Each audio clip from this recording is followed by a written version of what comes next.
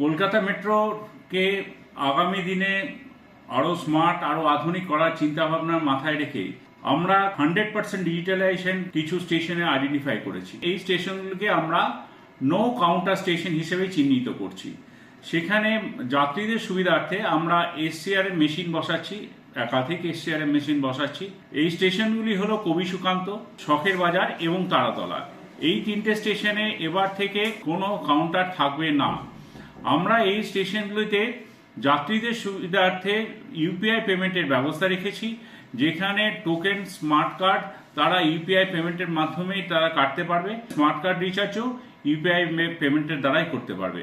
যতক্ষণ আমাদের train operations চালু থাকে ততক্ষণই কাউন্টারগুলি খোলা থাকবে। যাত্রীদের এই দিক দিয়ে কোনো অসুবিধাই হবে না। আমরা চাই আমাদের কলকাতা আরও স্মার্ট আরও আধুনিক, বিদেশের সঙ্গে কম্পেয়ার করার একটা ধাপ মাত্র। যাত্রীদের সহযোগিতা আমরা কামনা করি। ধন্যবাদ।